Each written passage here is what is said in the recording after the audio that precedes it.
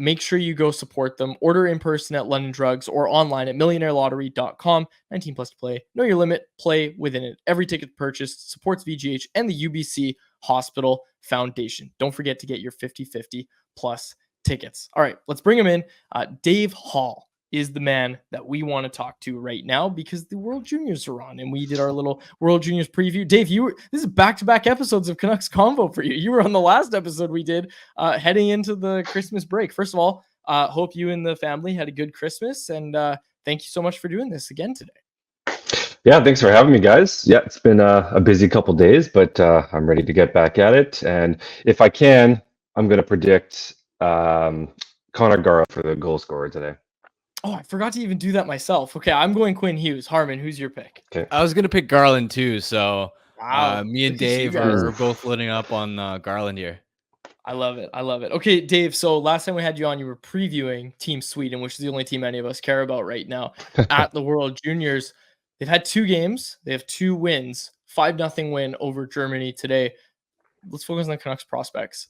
When you were previewing what you expected to see from them, how close is that to what you've seen from them against 2 opponents who are probably the weakest opponents they'll face from here on out? Is it safe to say that? Yeah, absolutely. Their tournament kind of starts tomorrow, obviously. Team Canada and Team Finland for the next 2. But not to give myself too much of a pat on the back here, but so far I'm pretty content with how I predicted. Jonathan Lekkerimäki, we were hoping for a big tournament, and so far 3 points through 2 games, although he could have 10 to be realistic. That line has just been buzzing for both games. Tom Willander, we all we were hoping for was just one of those tournaments where he kind of shows off his skating and is good defensive, but didn't stand out too much. So far, that's kind of what we've seen. And Elias Pettersson, I actually predicted last week that he'd kind of be the one that would I thought would stand out as kind of the surprise for all Canucks fans. And so far, he's actually even shocked me, to be honest. He's been playing tons of minutes. He's led the team in ice time both games of 21 and 23 minutes. So he's just been a minute muncher. And yeah, so far so good from all 3, to be honest. Dave, I want to ask about Jonathan Lekkerimäki because it isn't just the goals, but it seems when you hone in on his off-puck play, how he's been moving his feet, drawing penalties, engaged in 5-on-5 play, rather than just leaning on, let's say, just his shot and just his one-on-one skill. So like much more of a complete performance compared to last year's World Junior. What have you noticed in terms of what he's doing sort of away from the puck, even as a play driver? What stood out outside of just the goal scoring? Well, and that's just it, right? Like that's kind of what I've been harping on all season is that, even though he's not the most, he's obviously not, doesn't have the hugest frame, he's still doing what he can to make sure he's getting into all the forechecks. He's even gotten a couple of hits in this tournament. He's just overall being a bit of a puck hound, and he's just making sure that he's being responsible on both ends of the ice, to be quite honest. And today we actually saw quite a bit of plays where he set up Noah Östlund to get quite a few chances, to be honest, and they just weren't going in. So overall, he's been so much more than just a shooter. And what I've liked from him in these first 2 games is we're even seeing him drive this the slot a little bit. So he's getting into that middle of the ice, and he's definitely he's going for it offensively. So I'm really curious about him because it feels like all the conversation around him has been, he's going to be a really good finishing winger or a power play. No, I don't use the word power play merchant, but like a guy who's really effective on the power play, maybe not so much at 5-on-5. And I think everything we saw in his draft plus 1 year kind of supported that. And he's been doing better things, as we've heard in our conversations with you. But I really noticed him today against Germany, just how good he's been kind of off the puck. So I think he's an interesting player to kind of watch moving forward. Quickly, I wanted to get this one in because this is from a listener of the show. Nick P in the chat here said, did you guys see the video of DP to Elias Pettersson guessing the Sedins as the brothers who played for Sweden at the World Juniors in 1981? Dave, did you see that? Because that had me howling. I hate to say it, but I actually didn't. I just saw it. I just saw a tweet of that today, so I'm going to go check that out as soon as we're done. You need to go check it out. And we had an article about it on Canucks Army, so you can find it close to home. It was so good. It was listeners of the podcast, if you haven't seen it, go find it. It's so funny. Okay, which segues me into my question, which is actually about Elias Pettersson and what we've seen from him in this tournament. I feel like I've heard his name a few times. Did I see him correctly? Did I see him playing on a pair with Willander today? So he was elevated to the top pairing today. I kind of mentioned in my opening tweet with the lines, they're kind of doing a good job at spreading out the lines. So they've tried a few things, especially in a game where you're winning 5-0 and you kind of want to give some options a try. But he was playing mostly with Havlet on the top line there, and I think they saw a couple shifts, but they weren't actually lining up together as a full unit. But How did Pettersson do? How's Pettersson look so far through 2 games? yeah, he's exactly as advertised. He's not going to show up anything off, he's not going to blow you out of the water or anything offensively, but he's just a sound, solid, no nonsense kind of defender. He's aggressive. He's just playing big minutes and just doing everything he can to shut down the offense. It's been pretty flawless. Of course, as you mentioned, Latvia and Germany, we'll see what happens against Canada and the Finns, but so far he's just been pretty much as advertised as that two-way, just no nonsense defender. What's been the story of his season so far? Because last season he spent the majority of it in the SHL. This year he hasn't been able to stick there, which, to be fair, isn't the end of the world, because the SHL is a really tough league for defensemen to earn trust to play everyday minutes. So he's sort of been playing in the Allsvenskan. What do you think the story of his season has been so far? And from a Canucks perspective, in terms of what's next, would you look at potentially for next season, look to sign him, bring him over to North America, or do you think it's best for him to continue letting him cook in Sweden? Yeah, and I mean it's important. He's 19, so I don't care if you're a forward or a defender. It's hard to crack minutes in the SHL as a 19-year-old. So I wasn't too surprised that he wasn't seeing a ton of minutes, but I was quite happy with the decision because I'd much rather him play 19 minutes down in the Allsvenskan and get some good development rather than struggle to play 5 seconds in the SHL. So far it's been a good showing. He's kind of quieted down a little bit. But his outlets are just fantastic, to be honest. From his transition from behind the net to get the puck to the forwards is just that's been what stood out to me as the most impressive in his game, because I kind of knew the two-way defense was always there. So the transition for me has been my greatest positive for him so far.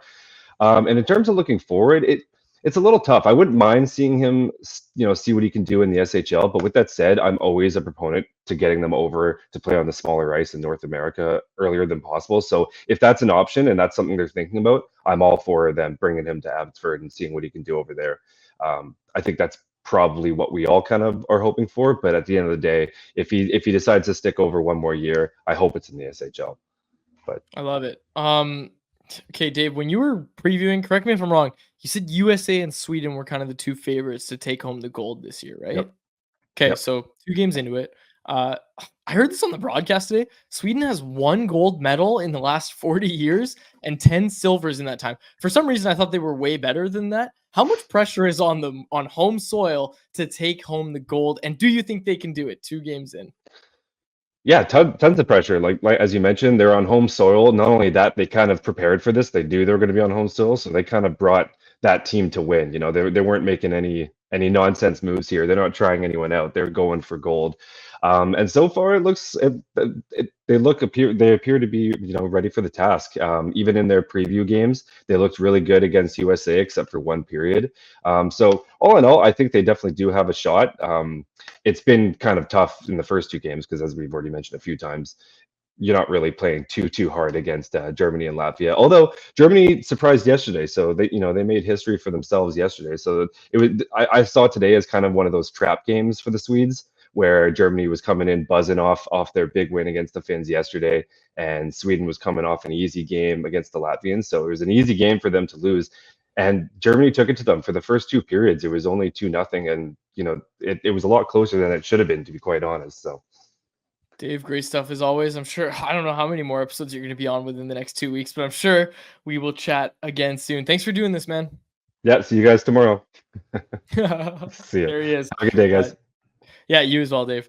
Dave Hall, who you can find all of his writings over at CanucksArmy.com. He's got game previews. He's got game recaps. Although, admittedly, Dave and I both had holiday brain, and we forgot to do a preview for the first game, so there was just no preview for the first game. And Dave and I had a good chuckle about that over text because both of us were we were Christmased out, and it was not going to happen. So we've got previews. We've got recaps courtesy of our pal Dave there. Harmon, any takeaways from that conversation? Because I think my big one is just how Lekkerimäki's off the puck skills and looking, and I know it's junior, I get it, but looking like he could be someone that actually drives his own line, I think you have to be excited about that if you're watching this from a Canucks perspective. It's a massive positive because the worry that I'd had almost watching him at points earlier last season was not worry, but just I was looking at him and going, man, he's got to grow a lot in terms of what he's doing outside of the finishing and the one-on-one skill to ever become the type of player that an NHL coach would trust, right? You're seeing how difficult it's been for the likes of Nils Höglander and Andrei Kuzmenko, both at times. Obviously, Höglander lately has been able to um, move up the lineup and gain a lot more trust. But those are two guys that in their respective leagues beforehand weren't necessarily looked at as defensive liabilities. Like I remember watching Höglander in the SHL and I was like, okay, yeah, he's not necessarily great defensively, but you would watch him in the SHL and go, he's getting in on the forecheck, he's driving play. You never looked at him in one dimensional. And yet when it came to the NHL level, it was a challenge to get to the point where an NHL coach could trust you, right? And this is where it's been massive for me watching Lekkerimäki get in on the forecheck, be a little bit more engaged physically, moving his feet, drawing penalties that way. That's imperative for him to become an NHL player. Again, it's sort of what you expected, given that he is now one of the older players in this tournament. He was expected to dominate, but this is what you want to see because look, if he was racking up a ton of points just from unleashing bombs on the power play, and yet his play away from the pocket at 5-on-5 and just as a play driver as a whole was less than stellar, then you'd say, okay, there's potential here, but he still looks like a really long-term project, really raw. So definitely encouraging.